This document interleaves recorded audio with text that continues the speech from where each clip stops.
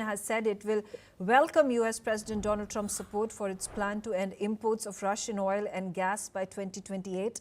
The EU Energy Commissioner Dan Jorgensen has said that Washington backing Europe's energy strategy would be significant even as diplomatic efforts to end the war in Ukraine continue. U.S. President Donald Trump urged European leaders in a call to halt Russian oil purchases, which he said help fund Moscow's war effort. Europe has already reduced its reliance on Russian gas from 45% to about 13% since the start of the conflict, but countries like Hungary and Slovakia remain opposed to the phase-out, warning of higher energy prices. Listen in to the European Union Energy Commissioner's comment. I will be meeting with Secretary Wright next week in Brussels. This will be the first time that him and I meet after the deal was made. And I look forward to an exchange of opinions there. I have a very good relationship to Secretary Wright, and I'm sure that we will be able to plan what to do next to make sure that this deal is then actually also implemented. It's clear that our role is to facilitate. Matti Zweig stays with me on the telecast. Matti, with regards to the European Union seeking support of the Trump administration to put sanctions, put pressure on countries, particularly China, when it comes to supporting the war, supporting Russia in the war against Ukraine by buying oil.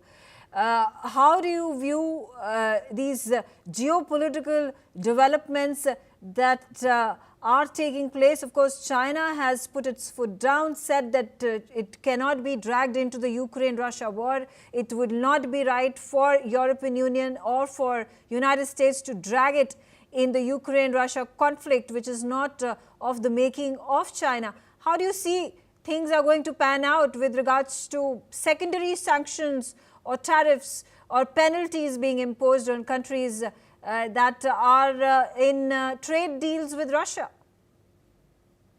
Well, the history of putting sanctions to third parts is not new. And also the history of the European point of view, putting more pressure on Russia and putting more pressure on third parts. I mean, it's strange because from one side, you said already that some European countries continue to buy oil and gas from Russia, like Hungary and Slovakia. And from the other side, the European Union is very, very tight to all kinds of Chinese initiatives. And this is a way of saying, like, please, Trump, help me to get out of this.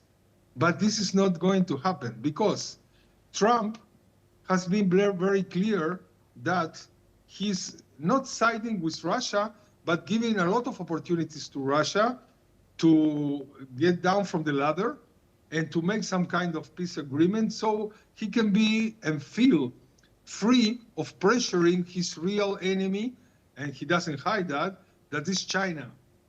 China, right, as usual, it's always gaining from both sides. Like with they were mediating even in the Iran-Israel war. Why? Because they were afraid that they are going to cut the petroleum fluid to them.